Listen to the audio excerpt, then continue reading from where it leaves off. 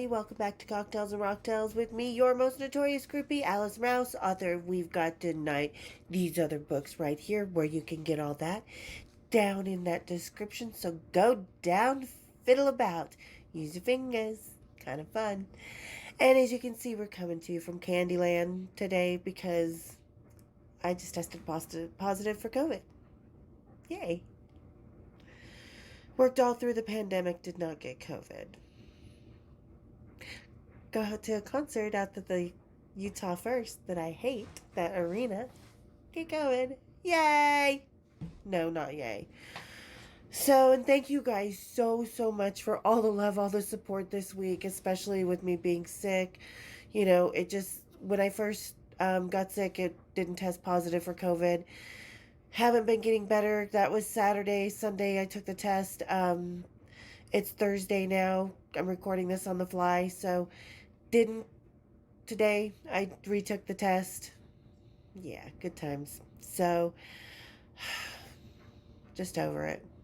I just want to feel better. I am feeling so much better. And you guys, I just love you guys, my family here, so much. You just bring so much joy to my day every day. If I'm in a horrible mood, sorry. You guys are just awesome. So thank you so much for being such an amazing family here. I just am a big baby when I'm sick. So sorry if I'm crying. My eyes are bloodshot. We're doing this in, like I said, the Candyland, the comic book style, because yeah, COVID, I'm not going to be putting makeup on my face, and you know, still when I'm testing positive, because yeah, I'm not going to ruin my makeup. Shit's not cheap, is it, ladies? But so, like I said, you guys have kept me going through so much stuff, and I just love you guys, my family here.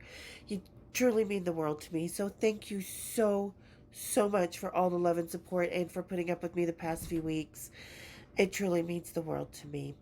And you guys, we're going to talk about a couple things today. I'm not going to do a full episode because I'm just fucking dizzy as hell. My eyes are bloodshot, if you can see them. That's one of the things that kind of got me worried. My head is still fucking hurting. So yeah, that's kind of got me worried. That's why I took the test again. So, but like I said, feeling better. Today is the first day I can actually breathe somewhat through my nose. So wee! Not gonna die. Touch wood. Anyway, so thank you guys as always. Like I said, you guys are so much to my heart and soul. You just have no idea. So thank you. All my love to all of you from the bottom of my heart. You guys are fucking badass. Thank you. And then I'm just gonna, like I said, I'm not gonna drink alcohol today because I can't, and it just makes me want to throw up when I'm drinking it. Because I did try like a hot toddy, as someone recommended, and that's a really good idea. Whoo, the whiskey hit me. It just made me a little, but guess what I did this week? I quit smoking. Been trying to do that for the past year. Haven't had one since Saturday. Before Saturday, Friday. So, yay, good things do come out of this. So, all right, today we're going to talk about a couple things. We're going to talk about, number one, somebody asked me, Miss Grunge, I love you to death. You are awesome. Asked me what I think about all the fake groupies on like Facebook, TikTok, stuff like that. There are a couple that I think are adorable. They don't try to be fake groupies. They don't try to pretend to be what they're not. They just like to flaunt the fashion. They just really love the 80s style, the music, everything. So those girls I absolutely adore. Girls like this, who pretend to be groupies. And she keeps putting this fashion, just got put on the guest list for this, just got put on the guest list for that, just got put on the guest list, this and this and that, but not one picture of a pass, not one picture of the show on her whole TikTok spread, nothing. Just a new outfit for being put on the guest list for this show, this show, this show. And she seems to work in a bar. There's no real big bands, stuff like that, no backstage passes. So are you on the guest list, or are you just, because you work at the bar, you're getting in for free, you know? So I don't like girls like that, you know, and especially the ones that parody the 80s ladies that say things like, Oh, I'm an 80s groupie. I'll do anything for a backstage pass. Then you're not an 80s groupie, bitch. A couple of them have blocked me because I do have a fucking thing or two to say about it. You know me. I got a mouth. And I use it. Mostly for good. Anyway, no. Then you have people like this. This girl is all claiming to be a groupie. Don't be something you're not. Sweetie, you're not a groupie, so why are you pretending? And why are you being a hypocrite and telling someone not to do exactly what you're doing? I think the girls who pretend to be groupies, whether you the stuck on the fucking so 20 years ago almost famous bullshit, or trying to think you're so sexy, being awesome, and emulating what you think an 80 groupie is, you take away from what we really are. You take away from a true 80s groupie's voice. I think they're degrading. I think they are pathetic. I think that they need to stop what they're doing. If you're just doing it for the fashion and the music, cool. I love that. I love watching those girls. Though those girls are fun because they're not trying to pretend to be a groupie. They're not saying, I'm getting dressed for the guest list and then proving nothing, you know? We all know I'm a 80s groupies, 90s groupie, 2000s groupies because I kept hanging out for years and years and years and years, genre after genre, you know. So, same rock stars for decades sometimes, you know. And I think that that's what they lose in their parodies, their degrading parodies of 80s groupies, because they don't capture what we really were, the independent women who were in charge of our own sex lives and drives. And if we were going to be wild and crazy, go big or go home. And guess what? We went home with the rock stars. Yeah. So, the fact that they're sitting there playing this little game, you know, um, with my life and other ladies' lives, when we're trying to have our voices heard and their voices are being heard, and go, you're so cute, I would love to be with Molly Crew too. Ladies, you couldn't fucking handle touring in the 80s. You couldn't handle touring now. And now is so much more mellow than it was in the 80s, you know? You couldn't handle being on a tour bus with 12 fucking men, bunk socks, and goddamn a toilet that you can't even put toilet paper or go number two in. That's the golden rule of rock and roll, folks.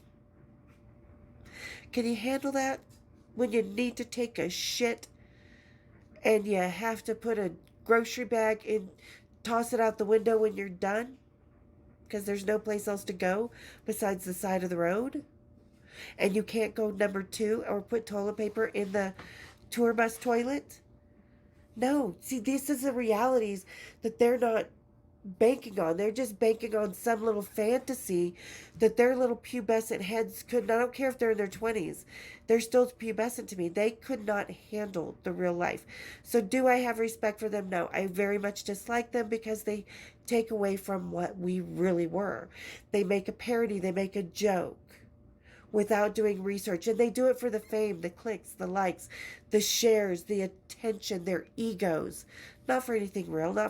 They're not really hanging out backstage. And like I said, you ladies that are still stuck on Almost Famous, you are not 12 fucking years old. Grow the fuck up. That is so 20 years ago. So, and next subject.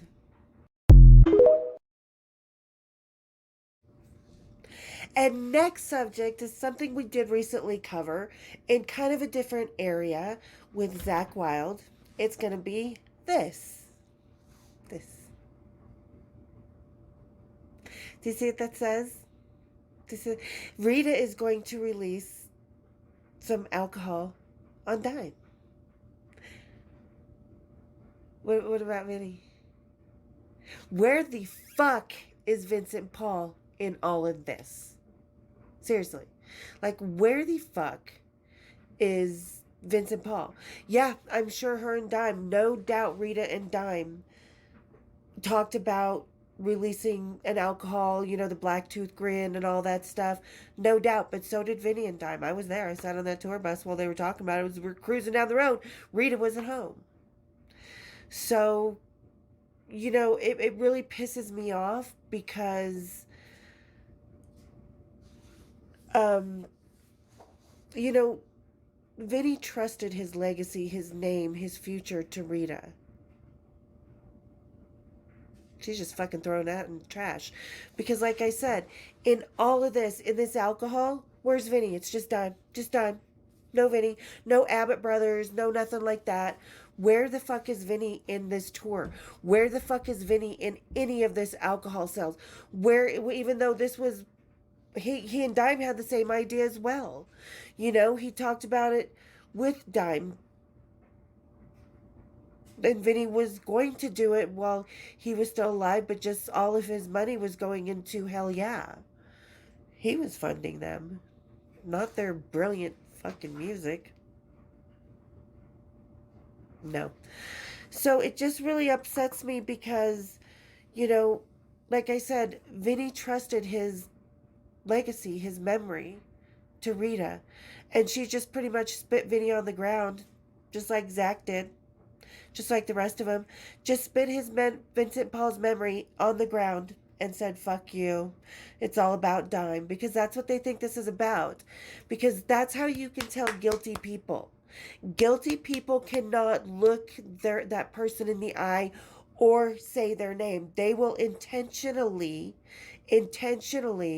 subconsciously even, forget to just leave that person out of the whole narrative. Because they want their narrative to be what they want it to be, and they don't want their guilt to eat them fucking alive. And I have respect for Rita. She went through a lot of shit.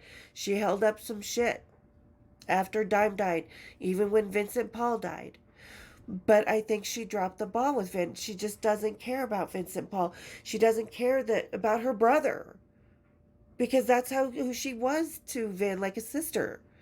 You know, that he never had. And now it's just about her and Dime. Her and Dime. That's what everybody thinks this is all about. Just Dime. Because y'all can't fucking respect Vincent Paul's wishes. And you know he would not want this. You know you're just leaving him out of everything.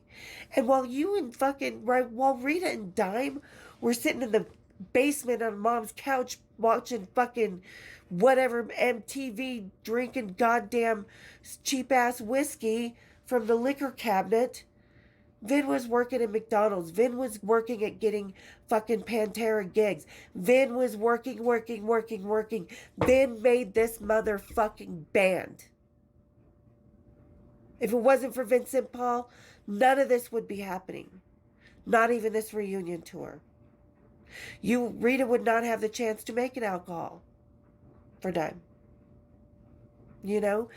Vin worked tirelessly, not just for himself, but for his baby brother. Dime was everything to him. That was his baby brother. You know? And Vin loved him so much. And they were like Alex and Eddie Van Halen, you know? They were the brothers. You just can't get that. I mean, you cannot replace the Abbott brothers. And you cannot wipe out history, even though you guys are doing a damn good job at taking away Vincent Paul from all this legacy that you're creating. It's a very selfish legacy. I have half a mind to fucking... Someone's got to speak for Vincent Paul, you know? Someone needs to keep his legacy alive in the manner that he chose while he was still alive. And I just think it's so degrading. I hope the alcohol does great. I think it's a great idea. But did you, for 5 fucking seconds, Rita, put Vincent Paul's name on that table when you were saying Dime and I, when Vincent Paul left you the legacy because he trusted it with you, and now you are fucking it all up for him? That's how I feel about it. We all know how I feel about Vincent Paul.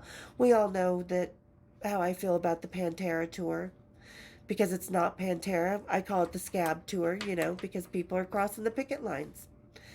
So, yeah, I do hope this alcohol does great. I think it's a brilliant idea. I just think it's so thoughtless of Vincent Paul and the legacy that he trusted you with.